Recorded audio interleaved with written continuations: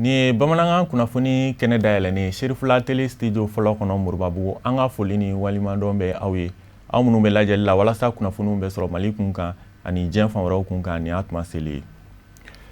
Mais kalo tile 12 donɲumanakaw fɛ Mali silamɛw ka jɛkuluba Haut Conseil islamique Maɲɛma groupement des leaders spirituels Maɲɛma alisilamɛya dɛmɛtɔn Ansaru ɲɛjɔyɔrɔ an karamɔgɔ Seydi Sherif Usman Madani Haidara ka bangeli sankunbɛn kɛnɛw sigilen kɔfɛ a ka denbaya ye a kanu ka nisɔndiya kɛnɛ wɛrɛ sigi ladalako la walasa k'u ka nisɔndiya jira ani ka dugawudon kɛ an karamɔgɔ ye. Lutu Siribe ka sɔrɔlen don kumakan bɛ lase Samayira Sanogo fɛ. Happy birthday to you. Happy birthday to you, Daddy. Happy birthday. Toujours Shidima Alaka Shidima Alaka Shidima Papa Alaka Shidima. Mai kalo tile 12 san 1955 Mai kalo tile 12 san 2020 Mali silamɛ diinɛ ɲɛmɔgɔw ka fara ɲɔgɔn ka jɛkuluba groupement des leaders spirituels musulmans du Mali Maɲɛma ani Haut Conseil Maɲɛma silamɛya dɛmɛtɔn Ansaru ɲɛjɔyɔrɔ a Seydi Sherif Usman Madani Haidara a ye san 65 sɔrɔ ka bɛn ni ɲinɛ san ye. Waati kɛrɛnkɛrɛnnen don a ka denbaya bolo kɛnɛba wililen kɔfɛ o min sen fɛ jamana ye maaba caman ɲɔgɔn sɔrɔ a kɛnɛ kɔnɔ ni ka taa kɛnɛ kura sigi karamɔgɔ tɔgɔ la kɛnɛ min sen fɛ o bɛ duwawudon kɛ a ye o de kadira kɔnɔ cɛman fara musoman kan o bɛɛ ye bonyamasegi kɛ ka ɲɛsin a Seydi Sherif Usman Madani Haidara ma. Bi le 12 mai 2020 o bɛ bɛn anw fa ani an karamɔgɔ ani an ɲɛjɔyɔrɔ ale san 65 ma. Bi anw nisɔndiyalen don an ɲagarilen don an farifoninen don sabula bi anw fa ye san 65 sɔrɔ fa min ye falatɔw ladon ka yatimɛdenw ladon ka dɛsɛbagatɔw ladumuni mun kama ko Ala ko n'i ye fɛn min kɛ walidenw ye ko a b'o sara i denw ye. Bi an bɛ fa de ka bangeni kɛnɛ kan fa min ni den ni masa hakɛ la anw ka hakɛ tɛ an fa min kan fa min ye diɲɛ ko bɛ kɛ anw ye ko an kana ɲɛbɔ an ɲɔgɔnna wɛrɛ fɛ an fa an y'a f'i ye an bɛ segin k'a f'i ye bi i hakili mana jigin i denw de la wagati o wagati yɔrɔ o yɔrɔ kuma o kuma a fɔ amina yarabi sabula an bɛ ka dugawu k'i ye. Wa dusukun ɲumantigi bɛɛ lajɛlen bɛ ka dugawu kɛ e wale ɲuman dɔnla bɛɛ lajɛlen bɛ ka dugawu kɛ e sabula i ka hɛrɛ bɛ du bɛɛ dɔ kɔnɔ. Anw fa e tanu ni date anw kun date anw fɛ an bɛ e majam i bonyali date anw fɛ sabula i ye min kɛ anw ye Ala b'a dɔn wa i sara tɛ anw bolo mais i denw anw seko ye dugawu ye an bɛ dugawu k'i ye sijan ni kɛnɛya ni labanko ɲuman Ala k'o d'an ni ma yarabi ma i bɛ fɛn fɛn fɛ Ala k'o nɔgɔya ye i siran fɛn fɛn ye Ala k'o kisi i tɔɔrɔ ma Ala ka i ka denw kɛ i sago ye i b'i ka du fɛ cogo min Ala k'a kɛ ten Ala ka an kɛ ka mɔnɛ bɔ i la Ala kana an kɛ i dusukasidenw ye. Koba min fana kɛra kɛnɛ kɔnɔ ni o bɛ jɔnmaaw hakili fɛ o de ye karamɔgɔ Haidara denw ye nisɔndiya fɛn min di a ma bonyamasegi kama a yɔrɔ la a ka wulikajɔw ni a ka cɛsiri olu lamɔli la ka silamɛw don da kelen fɛ k'o bɔ da kelen fɛ ani ka silamɛya cari diɲɛ kɔnɔ an ma ladɔnniya k'a fɔ a Seydi Sherif Usman Madani Haidara a ka bangeni sankunbɛn ɲaɲaniw kɛnɛ sigilen Sherifula duba fɛ o ye ladalako ye a bolo a kɛnbɛ ka min wajibiya a yɛrɛ kan kabini sanjan. أبونا الغالي يعجز اللسان عن وصفك والعقل عن تفكير فيما قدمت من أعمال جبارات أنت الذي فعلت المستحيل لتجعلنا نشعر دائما بالسعادة والأمان ندعو الله تعالى أن يطيل بقاءك فينا سالما غانما وأن يعيننا على إحياء أمثال هذه الأيام وكل آمن وأنتم بألف ألف خير. Ala ka san caman yira ani an karamɔgɔ la walasa ka se k'u sen don coronavirus bana kunbɛnli la an ka jamana kɔnɔ SOMAGEP SA ɲɛmaaw ye dɛmɛdi kɛ k'a ɲɛsin finitigilaka minnu tanyana ni coronavirus kunbɛnni minɛnw ye dɛmɛdi yɛrɛ kɛra ka bɛn ni mɛ kalo tile 14 ye u dagayɔrɔ la an ka ɲɛmada sɔrɔlo na mun kɛra Samayira Sanogo ani Dramani Male fɛ k'i tɛgɛ ko sanga ni waati bɛɛ lajɛlen ka safinɛji walima gel hydroalcoolique matarafa kuma bɛɛ ka nun datugulan don sanga ni waati bɛɛ ninnu de ye kɛwale ye minnu matarafali bɛ se ka kɛ sababu ka dankari ni bana sidɔnbali min kɛmɛ ka jɛnse a dan na coronavirus walima covid-19 banakisɛ jɛnsɛnni na walasa ka o jeniyɔrɔ fin ni bana in kɛlɛli la Société malienne de la gestion de l'eau potable SOMAGEP SA ma ɲɛmaaw y'a kanu ka dɛmɛ kɛ ka ɲɛsin Mali finitigi minnu ni tora jamana kumaboli baaraw la olu musow mɔ ni baara in bɛ don kadira min kɔnɔna na o de ye bɛɛ lajɛlen ka kɛnɛya tigilamɔgɔw ka ladilikanw matarafa walasa ka kisi ka bɔ banasidɔnbali tɔɔrɔ ma ni ka tila ka mɔgɔ wɛrɛ kisi. Bon, comme on va kalama cogoya min na kabini ni bana in daminɛna n'a bɛ fɔ a ma ko coronavirus jamana kuntigi jamana ɲɛmaa n'o ye Alhaji Ibrahim Boubacar Keita ye ale ye wele bila jamanaden bɛɛ ma pour que an ka se k'an bolo di ɲɔgɔn ma pour que bana in bɛ se ka kɛlɛ cogoya min na donc o hukumu kɔnɔna la an SOMAGEP an fana an y'an hakili jagabɔ an bɛ se ka mun de kɛ pour que an bɛ se ka jamana ɲɛmaa ka o wele jaabi donc an y'a jateminɛ an y'a lajɛ k'a fɔ mɔgɔw bɛ yen faso kɔnɔ minnu ni dɛmɛ ka kan i yɛrɛ y'a fɔ cogoya min na sɔrɔdasi minnu tanyana olu ka filiyatɔw an hakili taara olu la kosɛbɛ donc an y'a ŋaniya k'a fɔ n bɛ nin dɔn kɛ olu ye. Mali jamana ministre min ka wulikajɔ ɲɛsin mɛ finitigilakaw ka baara ma ministre de la défense et des anciens combattants ale tɔgɔ la directrice des services sociaux ye foli ani waleɲumandɔn kɛ ka ɲɛsin SOMAGEP SA maaw mɔ barisa ka daa kan an bɛ waati min na i n'a fɔ sisan a man nɔgɔ bana sidɔnbali coronavirus a kɛlen bɛ ka dansigi baara bɛɛ lajɛlen na minnu bɛ kɛ adamadenw fɛ walasa ka se ka o dayɛrɛmɛ sɔrɔ o la directrice des services sociaux des armées a ka dantigɛliw kɔnɔna na a sinzina a kan k'a fɔ SOMAGEP ka nin kɛwali a bɛnna olu mɔ kosɛbɛ. Vraiment anw sɛwara énergie du Mali a ka bolofara min bɛ yen n'o bɛ occuper ji la au président du conseil d'administration ni a directeur général u y'an wele sɔgɔmada in na ministère de la défense et des anciens combattants ale ni ministère de la sécurité parce que VEVU b'o fila de kɔnɔ parce que militaire et paramilitaire olu de ye VEVU ye donc ko an kana sɔgɔmada in na an kana donbolow minɛ donbolo ninnu ye mun ye u ye minɛnw d'an ma depuis bi tɛ président de la république ka kuma don autorité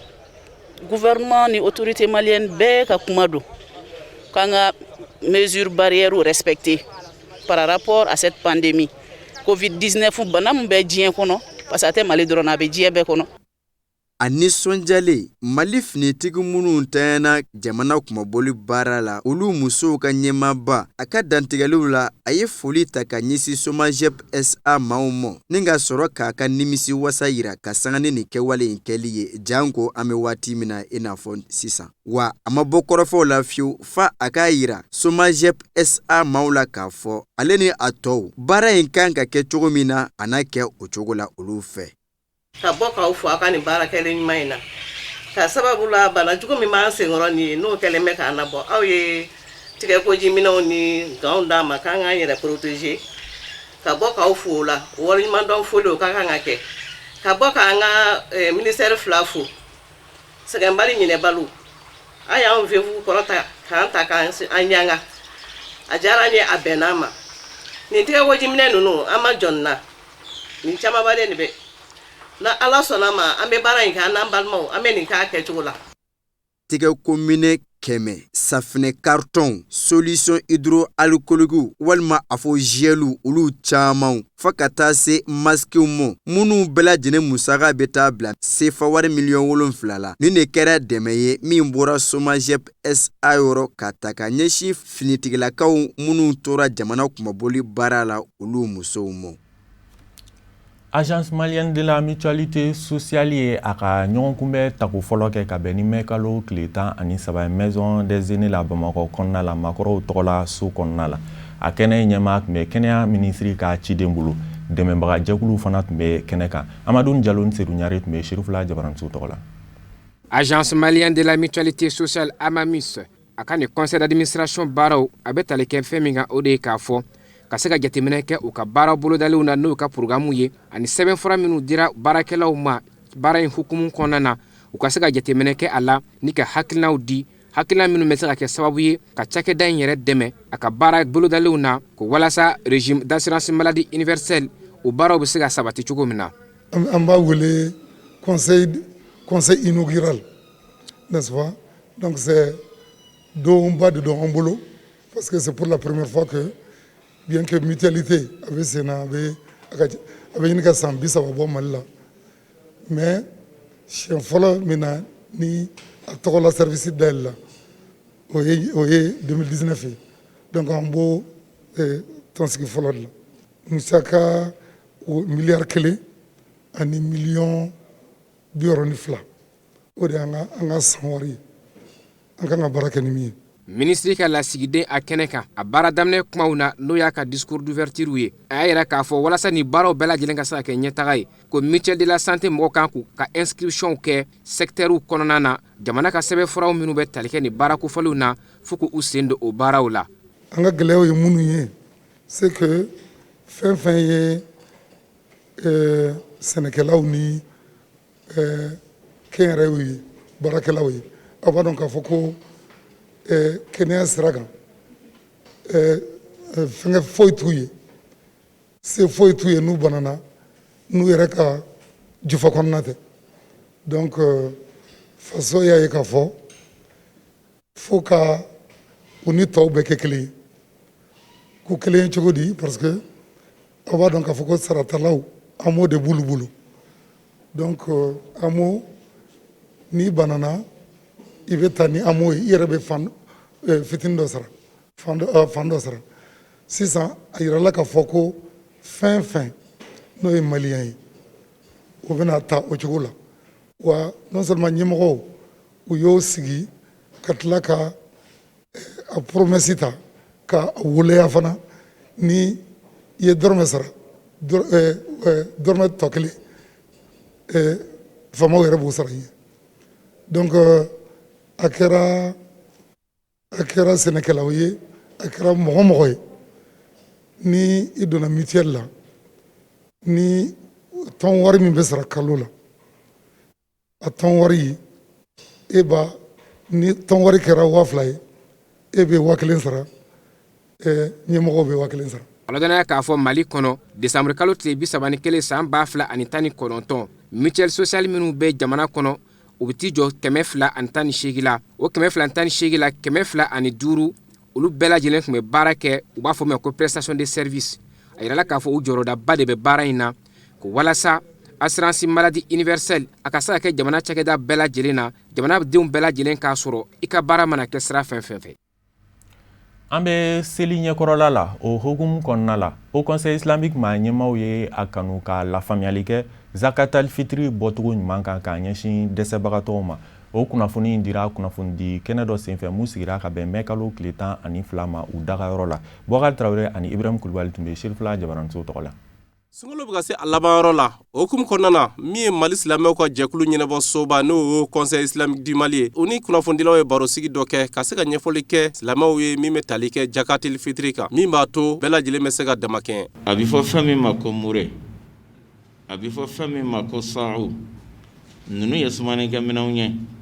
Allahu Taala ye kiti caman dulon o la silamɛya kɔnɔ nin fɛn fila in u don yɔrɔ bɛɛ ni maa y'i kali bakola kalini k'i muso la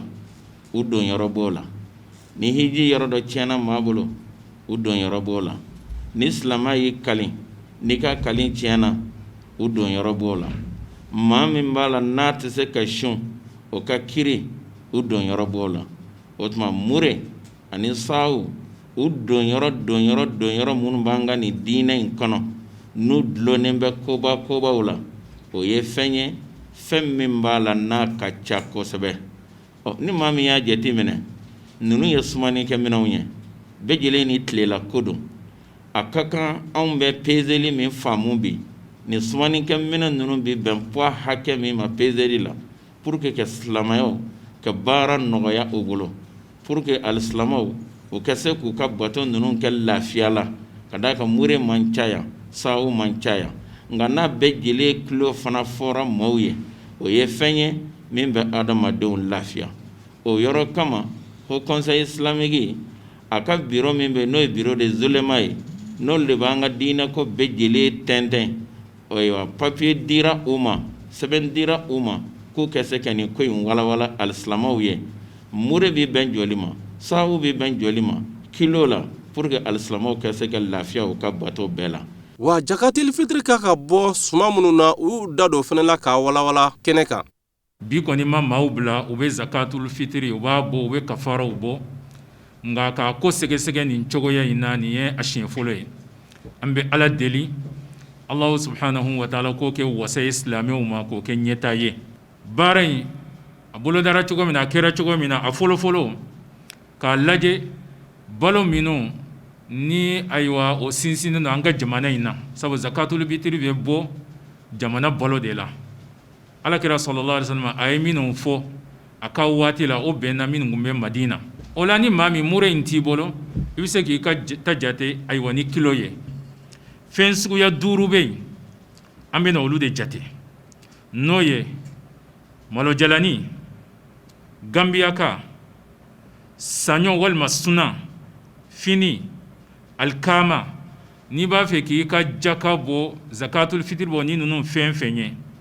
hakɛ min bɛ maa kelen bɔ n'o bɛ bɛn ni mure in ma o de ye kilo 2 ani garamu 200 i b'o de bɔ kilo 2 ani garamu 200 i b'o bɔ o tuma na o min filɛ nin ye o kɔrɔ ye min ye ni maa min 50 bɔrɔ malo la walima nin fɛn ninnu na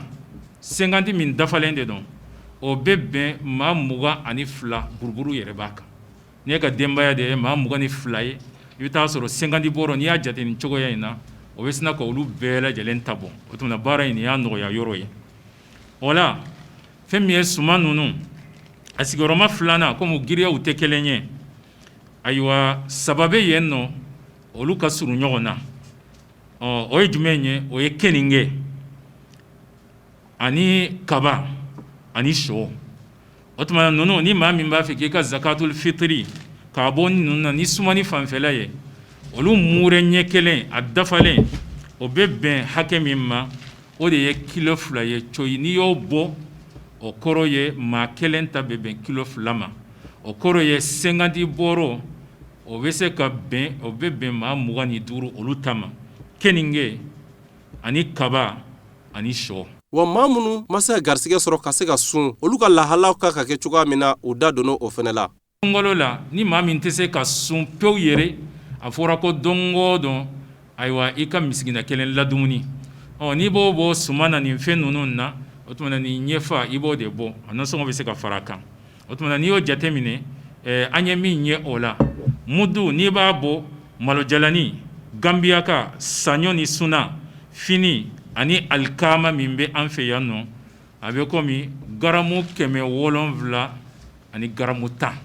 i b'o de bɔ don o don k'o di misikina ma o tuma na o de bɛ bɛn ayiwa don kelen ma suma wɛrɛ minnu bɛ yen nɔ sa n'olu fana ka surun ɲɔgɔn na o ye ayiwa keninge ani kaba ani sɔ o ye garamu 600 ani 25 o de bɛ bɛn a ma jakatil fitiri bɔli silamɛ fɛ a bɛ kɛ sababu ye ka se k'i ka sun baraji dafa lajɛ in kun cɛra ni duwawu don belebele ka ɲɛsi alisilamɛ bɛɛ lajɛlen ma billahi minash shaitanir rajim بسم الله الرحمن الرحيم الرحمن علم القرآن خلق الإنسان علمه البيان. Anga Abdul Karim Sakola me wala sa ka jien fan wɛrɛ kibaruyaw dɔn. Kabini dɛnɛ mɛ kalo tile 11 Mali région fɔlɔ n'o ye Kaye mankan kɔni cayalen bɛ yen nɔ ka sababu kɛ fanangɛli dɔ fagali ye polisiw fɛ. Arabadon maaw kɔni bɔra ka sira minɛ fan bɛɛ lajɛlen fɛ. Fɛn min ye préfecture ye o jenna maaw fɛ. O kuma yɛrɛ bɛ sabati Bernard Kulibali fɛ n'ale ye préfet ye. O hukumu kelen na musow fɛnɛ caman bɔra k'u ka dusumakasi yira. U bɛ k'a yira k'a fɔ k'olu denw bɛ taa kɛlɛkɛyɔrɔ la u tɛ segi, k'u den tɛ ka taa kalanyɔrɔ la, k'a bɛ san 7 bɔ bi foyi ma di olu ma. Ko nin b'a yira k'a fɔ jamana a tɛ marabolo ɲuman kan. Arabadon ministre min ɲɛsin bɛ lakana ma n'o ye Général Salifou Traoré, ale kɔni kun taara ka taa essayer ka kuma kɛ maaw fɛ tari hali bi mankan bɛ se ka da. Mamadu Kulibali n'ale ye société civile ɲɛmaa ye Kayi, ale y'a yira k'a fɔ ni mankan in bɛɛ lajɛlen ye k'a yira k'a fɔ maaw degulen don, u dusu kasilen don kabini waati jan ko couvre-feu sigilen sen ka jamana ɲɛmaaw fɛ k'a kɛra sababu ye ka gɛlɛya caman de ta ka se adamadenw ma. Kɛrɛnkɛrɛnnenya ma furankɛninw n'o ye denmisɛnninw ye minnu ka baara ye bololabaaraw ye ko couvre-feu in kɛra sababu ye olu caman kɔni sen fila kari ka b'u kɔrɔ ko nin ye fɛn ye a tɛ bali maa la ka sababu kɛ ko kɛcogo ye jamana kɔnɔ. Diɲɛ tɔnba Nations Unies u ka bolofara min ye OMS ye n'o ɲɛsin bɛ kɛnɛya koɲaw ma u ka lasigidenkulu min bɛ Burundi jamana kan a n'a baarakɛɲɔgɔnw. Burundi jamana ɲɛmaaw kɔni y'a yira k'a fɔ u ka bɔ Burundi kɔnɔ ka sababu kɛ k'u bɛ k'u sen don olu ka bana kɛlɛcogo la n'o ye coronavirus bana ye. OMS ka lasigiden minnu bɛ Burundi jamana kɔnɔ n'a ɲɛmaa ye Walter Kazadi Mulombo a n'a baarakɛɲɔgɔn 3. Burundi jamana ɲɛmaaw kɔni y'a yira k'a fɔ k'u ka bɔ Burundi kɔnɔ sini bɛ mɛ kalo tile 15 hali n'a y'a sɔrɔ ko Burundi jamana ɲɛmaaw y'a dɔn k'a fɔ u ka pankurujigiyɔrɔ min n'u b'a fɔ ma Melchior Ndadaye de Bujumbura k'o datugulen don ka sababu kɛ coronavirus bana ye ko pankuru tɛ se ka boli a kan. Bɛɛ lajɛlen bɛ k'i yɛrɛ ɲininka k'a fɔ ni maa kofɔli minnu filɛ nin ye n'u gɛnna Burundi jamana fɛ u bɛna kɛ cogo di. Min siga kɔni tɛ maa si la o ye k'a fɔ Burundi jamana a ye OMS ka nin lasigidenw gɛn ka bɔ a ka jamana kɔnɔ. Côte d'Ivoire jamana kan Albert Mabri Touakes ale kɔni sen tɛ bilen gouvernement na. Fɔɲɔgɔnkɔ bɛ ani gouvernement cɛ n'o ye Côte d'Ivoire jamana ɲɛmaaw ye. Fagaɲinitɔ min n'u b'a fɔ ma ko Union pour la paix et la démocratie en Côte d'Ivoire n'ale kun ye RHDP bolofara dɔ ye a kun ye minisiri ye olu tɔgɔ la gouvernement kɔnɔ n'o ye sanfɛ kalan minisiri ye kabini juillet kalo san 2018. Albert Mabri Touakes maa caman y'a yira k'a fɔ jamana ɲɛmaaya ko o b'a kɔnɔ ka kɔn nin ɲɛ san 2016 a kun gɛnna ka bɔ minisiriya la waati y'a sɔrɔ a kun bɛ Côte d'Ivoire ani diɲɛ jamana wɛrɛ minisiriw ɲɔgɔn cɛ o minisiriya kunna a kelen kɔ ministre d'État ye Guillaume Soro ka waati la ani Amadou Gon Kulibali ka gouvernement ka fɔɲɔgɔnkɔya a sababu o sɔrɔla min fɛ o de ye k'a fɔ mars kalo tile 12 tɛmɛnen kumana min na ni bɛn kɛra kan RHDP fɛ k'u ka Amadou Gon Kulibali kɛ u ka cɛbɔ ye fanga ɲini sira kan. Alassane Ouattara n'o ye jamana ɲɛmaa ye a kun y'a yira k'a fɔ o sangani na ko bɛɛ lajɛlen ka wuli k'i jɔ ni ka tɛgɛrɛ fɔ k'u ka nisɔndiya yira. Albert Mabri Touakes o kɔni ma sɔn o ma o kɛra kuru ye u ni ɲɔgɔn cɛ. A sen bɔlen gouvernement na min bilala nɔ na o ye professeur Adama Jawara n'ale ye premier ministre ka conseiller ye min ɲɛsin bɛ kalanko koɲaw ma ani ɲininiw ye n'o ye recherchew ye.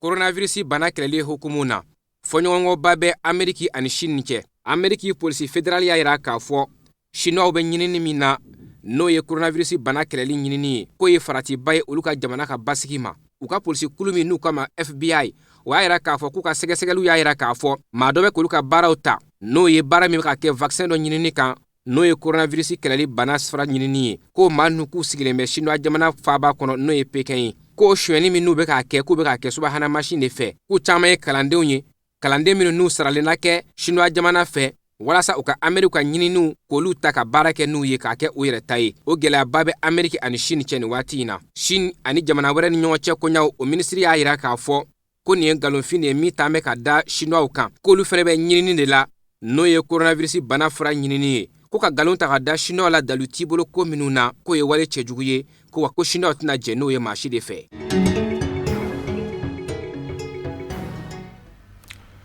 Polisiw ka lapasajɛkulu ye a yira k'a fɔ waleya mun kɛra Kayikaw fɛ n'a kɛra sababu ye ka sifinnaka dɔ tanya a nin na ko a ma bɛn u ma bi a ma bɛn u ma sini. U ye dugawudon kɛ k'a ɲɛsin maa minnu tanyana olu somɔgɔw ma ani maa minnu banana. u labanna ka yafa ɲini kɛ k'a ɲɛsi maa minnu tanyana olu somɔgɔw ani maa minnu banana ani ka ye k'a bɛɛ lajɛlen fɛ ani k'a ɲini bɛɛ fɛ bɛɛ lajɛlen ka kɛ basigi karamɔgɔ ye. Sɛbɛn yɛrɛ tɛgɛnɔbilala ka bɛn ni mɛn kalo tile 13 ye. O fana de bɛ dan sigi bi bamanankan kunnafoniw na mun sera ka fara ɲɔgɔn kan ka bɛn ni tuma ma kunnafoni di so ɲɛmaaso fɛ ani cɛw ka lajɛli la aw kan bɛn ni Ala sɔnna ma.